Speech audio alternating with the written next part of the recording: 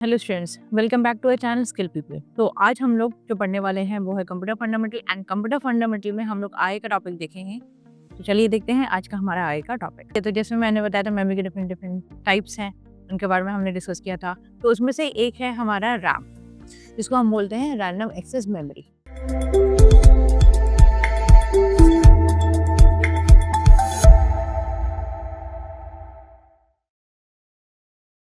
Hello students, welcome back to our channel skill people. तो आज हम लोग जो पढ़ने वाले हैं वो है computer fundamental and computer fundamental में हम लोग आय का टॉपिक देखेंगे। तो चलिए देखते हैं आज का हमारा आय का टॉपिक। आज का जो हमारा जो टॉपिक है वो है फिजिकल कंपोनेंट। अब फिजिकल कंपोनेंट के बारे में ऑलरेडी हम लोग पढ़ ही रहे थे, तो इसमें हम लोग आगे इसको टॉपिक को कंटिन्यू करेंगे। तो हम लोग फिजिकल कंपोनेंट ऑफ कंप्यूटर के बारे में और जानते हैं कि और कौन-कौन से हमारे फिजिकल कंपोनेंट होते हैं कंप्यूटर के। लास्ट क्लास में हमने जो डिस्कस किया था वो बेसिकली वो फिजिकल कंपोनेंट था जो मोस्ट इम्पोर्टेंट होता है, जो कि था मेमोरी। ठीक है, तो जैसे मैंने बताया था मेमोरी के डिफरेंट डिफरेंट टाइप्स हैं, उनके बारे में हमने डिस्कस किया था। तो उसमें से एक है हमारा रैम, जिसको हम बोलते हैं रैंडम एक्सेस मेमोरी। अब ये होता क्या है? रैंडम एक्सेस मेमोरी, इसका एब्रिविएशन है RAM, is a form of computer data storage. अब ये रैम जो है ये भी क्या करता है, कंप्यूटर का जो भी डेटा है उसको स्टोर करने में मदद करता है। तो इसका मतलब हो गया कि हमारा जो भी कंप्यूटर का डेटा है वो हमारा रैम में जाके स्टोर होता है।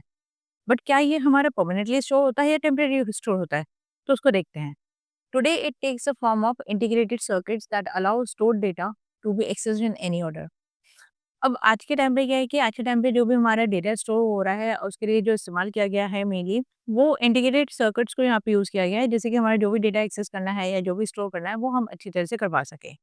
जिसको इंटीग्रेटेड सर्किट्स हम एज़ आईसीज़ भी बोलते हैं। Other memory devices like magnetic tapes, floppy disk, CDs, DVDs can access the storage data only in a predetermined order because of the mechanical design limitations. अब हमारे कुछ ऐसे मेमोरी डिवाइसेस हैं, जैसे फ्लॉपी डिस्क हो गया, मैग्नेटिक टेप है। अब उसमें जो भी हमारा डेटा जो एक्सेस हो सकता है या डेटा को जो स्टोर किया जा सकता है, एक प्री डिफाइंड तरीके से ही हम कर सकते हैं उसमें स्टोर, क्योंकि उसमें कुछ उसके लिमिटेशंस है, मैकेनिकल डिज़ाइन की वजह से उसके कुछ लिमिटेशंस होने की वजह से। The two main forms of modern RAM are static RAM that is SRAM and dynamic RAM that is DRAM. अब इसी वजह से जो रैम है, उसको 2 टाइप से यहाँ पे डिवाइड किया गया। एक है एसरैम, मतलब हो गया स्टैटिक रैम, और दूसरा हो गया डीरैम। डीरैम का मतलब होता है डायनेमिक रैम। तो इस वजह से रैम को जो है वो 2 पार्ट्स में यहाँ पे डिवाइड कर दिया गया है। अब जो रैम है वो हमारा कैसा है, वो ये है हमारा टेम्परेरी मेमोरी। ठीक है? टेम्परेरी मेमोरी मतलब हो गया वोलेटाइल मेमोरी, जहाँ पे हमारा डेटा जो होता है वो टेम्परेरी बेसिस में स्टोर होता है। अब जब तक आपका कंप्यूटर यहाँ पे ऑन है तब तक आपका वो डेटा स्टोर होगा। जैसे आपका कंप्यूटर शट डाउन हो जाता है तब तब वो डेटा हमारा लॉस्ट हो जाता है। तो इसलिए हम बोलते हैं कि रैम जो होता है वो बेसिकली टेम्परेरी डेटा को स्टोर करने के लिए हेल्प करता है। तो इस वजह से हमारा रैम यूज़ होता ही है। तो इसमें जैसे मैंने बताया कि रैम के अपने 2 टाइप्स हैं, एक तो हो गया एसरैम, दैट मीन्स स्टैटिक रैम। तो ये है क्या? The SRAM memories consist of circuits capable of retaining the stored information as long as the power is applied. अब SRAM में क्या होता है कि जब तक पावर ऑन रहता है, जब तक आपका कंप्यूटर ऑन रहता है, तब तक या कह लो कि आपके कंप्यूटर में जब तक इलेक्ट्रिसिटी पास हो रहा है, अगर जैसे डेस्कटॉप है तो उस केस में क्या है कि जब तक डेटा हमारा स्टोर होगा, जब तक कि वो हमारा कंप्यूटर ऑन है। मतलब जैसे डेस्कटॉप की बात करें, जब तक उसमें पावर सप्लाई है, तब तक हमारा डेटा स्टोर रहेगा और उसके बाद डेटा हमारा लॉस्ट हो जाएगा। That means this type of memory requires constant power. तो SRAM memories are used to build cache memory.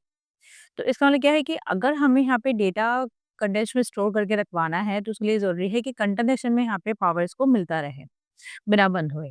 तो इस वजह से SRAM को मेनली जो यूज़ किया जाता है वो कैश मेमोरीज़ को बनाने के लिए यूज़ किया जाता है। कैश मेमोरीज़ भी आप लोगों को पता है कि टेम्परेरी मेमोरी ही होता है, क्योंकि वो हमें ज़्यादा टाइम तक नहीं चाहिए होता, बट हमें हाँ, ये है कि कैश मेमोरी यहाँ पे क्रिएट हो जाता है, तो आप उस चीज़ को वापस से यूज़ कर सकते हो, है ना?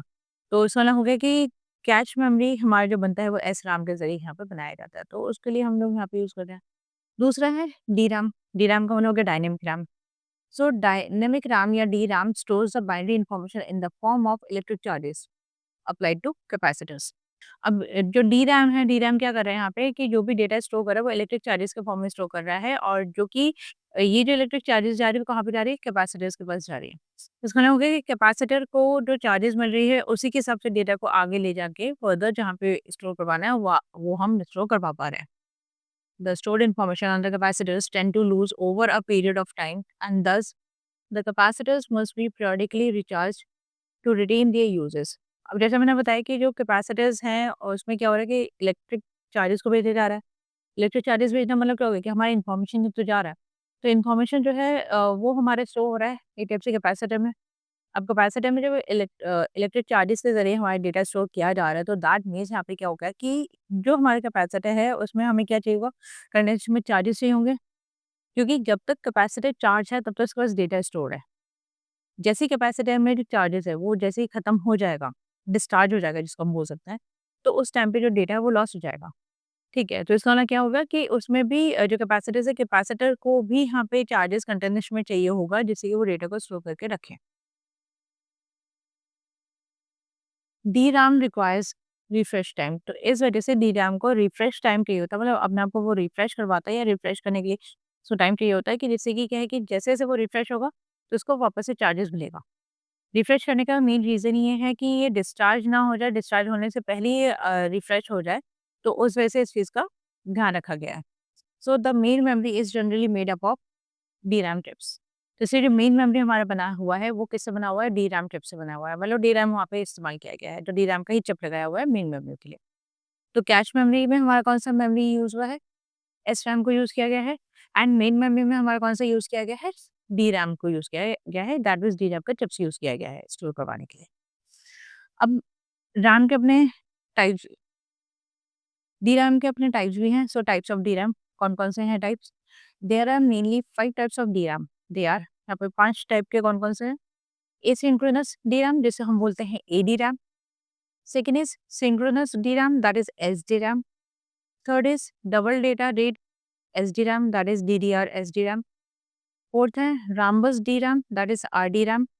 And last is cash DRAM, that is CDRAM। ठीक है? तो ये हमारे 5 टाइप के DRAMs हैं, जिनमें से हमारे इनका डिफरेंट डिफरेंट यूजेस है, उसके हिसाब से हम लोग इसका यूज़ करते हैं। तो जिसमें से हम लोग सबसे पहले जो पढ़ेंगे वो है एसिंक्रोनस DRAM के बारे में, ठीक है? तो जो कि हम लोग शॉर्ट में इसको बोलते हैं ADRAM। So the DRAM described above is a synchronous type of DRAM। तो ये जो मैंने बताया ये कैसा RAM है, कैसा DRAM है हमारा? एसिंक्रोनस DRAM है। So the timing of the memory device is controlled asynchronously।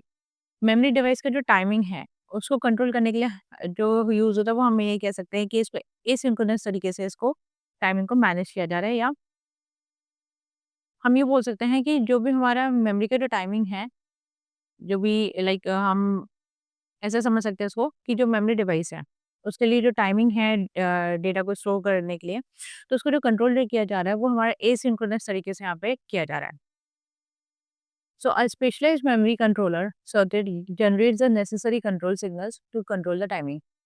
Memory controller circuit जो है वो यहाँ पे जनरेट किया गया है, जिससे कि जो टाइम है वो यहाँ पे कंट्रोल किया जा सके, जिसके हमारा डेटा जो है वो सही तरीके से स्टोर हो सके। ठीक है? तो उस पर्पज से हमारे यहाँ पे AD RAM का इस्तेमाल हो रहा है। So the CPU must take into account the delay in the response of the memory. अब CPU को यहाँ पे देखना होता है कि अगर कोई भी अगर किसी चीज़ में अगर डिले हो रहा है, वो तो वो किस चीज़ में डिले हो रहा है, तो उस चीज़ को ध्यान देना पड़ता है CPU को। ठीक है? तो ये था हमारे synchronous RAM. Next is synchronous DRAM।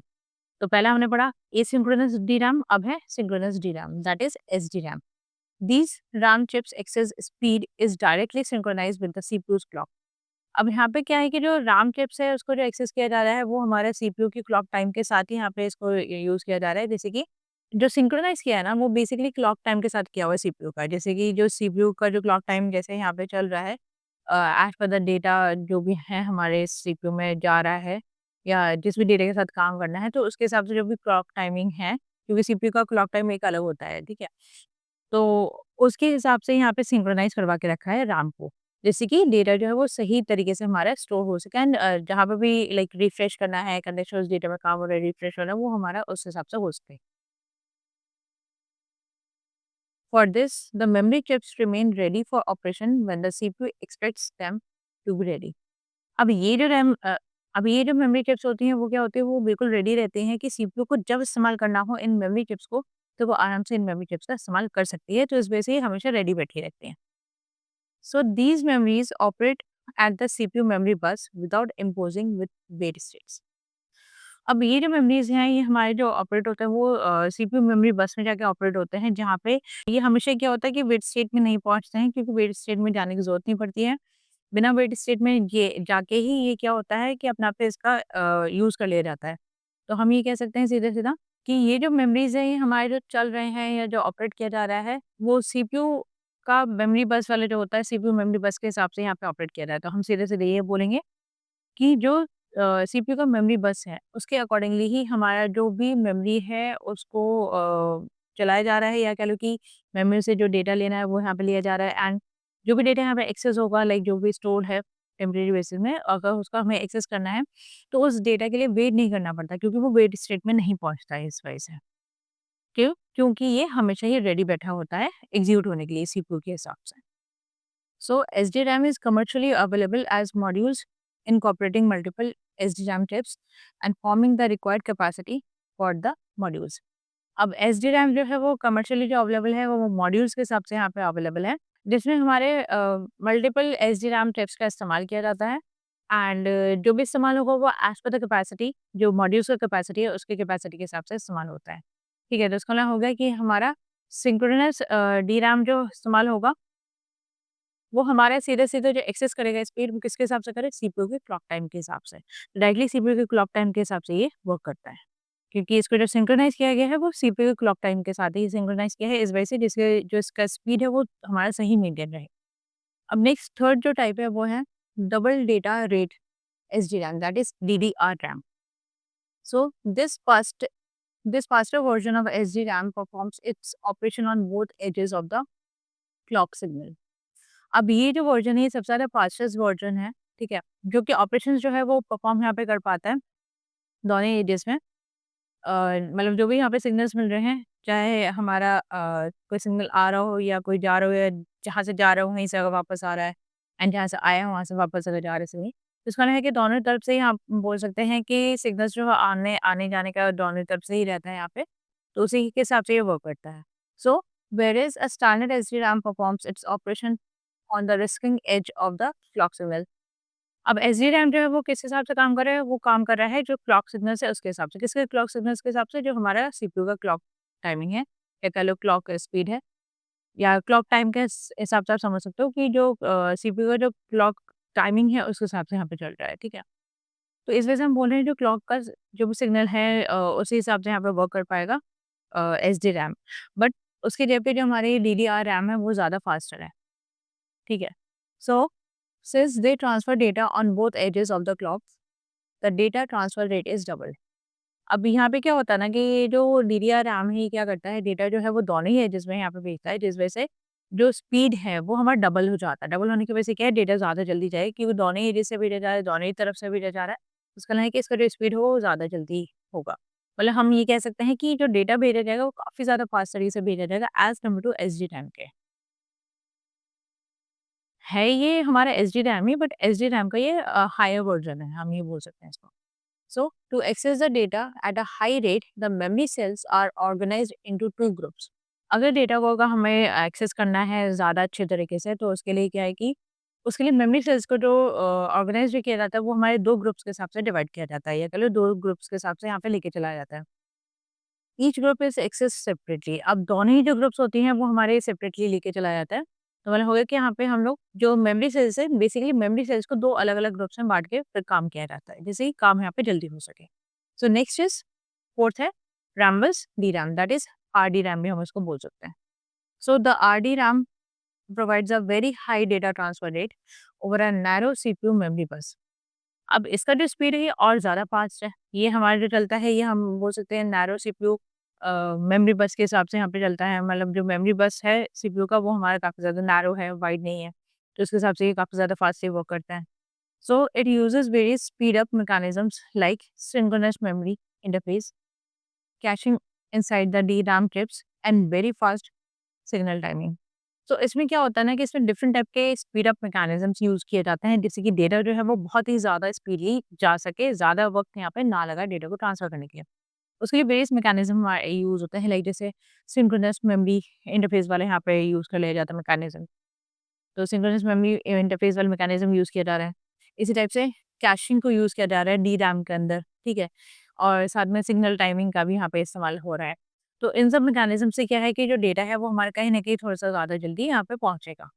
So the Rambus data bus width is 8 to 9 bits. अब इसका जो विड्थ है वो सिर्फ़ 8 से लेके 9 बिट्स तक का होता है, इससे ज़्यादा इसका विड्थ नहीं होता है। ठीक है, सो ये था हमारा RDRAM and last is cash DRAM that is CDRAM. So this memory is a special type of DRAM memory with an on-chip cache memory that is SRAM that acts as a high-speed buffer for the main DRAM. अब ये जो cash DRAM है ये हमारे एक type से special type का DRAM माना गया है। इसमें जो ऑन चिप कैश मेमोरी है SRAM का उसके हिसाब से यहाँ पे लिया हुआ है। अब इसमें क्या है कि इसका जो स्पीड है वो बहुत ही ज़्यादा हाई होता है बफरिंग का, तो मेन मेमोरी के हिसाब से यहाँ पे जो स्पीड है वो काफ़ी ज़्यादा हाई है। तो उस हिसाब से इसको लिया गया है कि ये जो है ये काफ़ी ज़्यादा स्पीडली यहाँ पे काम करेगा। एंड यहाँ पे किस हिसाब से ये लिया हुआ है कि जो भी हमारा ऑन चिप कैश मेमोरी है उसके अकॉर्डिंग यहाँ पे कंसिडर किया गया है। तो ये है हमारे कैश DRAM के बारे में। तो ये जो इमेज लगाया है वो जस्ट रैम का है कि रैम हमारा कुछ इस तरीके से दिखता है, आपने देखा होगा कुछ इस तरीके से हमारा रैम दिखता है, ग्रीन कलर का होता है। काफ़ी लंबा-सा लंबा काइंड ऑफ बोर्ड होता है, तो उसमें हमारा ये रैम है पूरा कंप्लीटली, जिसमें हमने देखा होगा रैम अगर कभी चेंज करवाया होगा आप लोगों ने, या अगर आपने लैपटॉप को या डेस्कटॉप को अगर ओपन करवाया होगा तो उसमें हमने देखा होगा कि इस टाइप का दिखता है। तो रैम हमारे इसी तरीके का होता है, क्योंकि हम रैम अपना बढ़वा भी सकते हैं अपने कमरे का। सो ये जस्ट आपके समझने के लिए है कि हाँ, ये रैम जो है वो हमारे कुछ इस तरीके का दिखता है। तो इसमें हमने समझा कि रैम क्या है एंड रैम के टाइप्स क्या थे। सो आज की जो क्लास है वो हम यहीं पे एंड करेंगे। अगर आप लोगों को हमारी क्लास अगर पसंद आया हो तो हमारे वीडियो को लाइक करें, चैनल को सब्सक्राइब करें, बेल आइकन को ज़रूर हिट करें जिससे कि हमारे जो भी नोटिफिकेशन आए वो आपको तुरंत मिले। सो आज के लिए बस इतना ही। Thank you.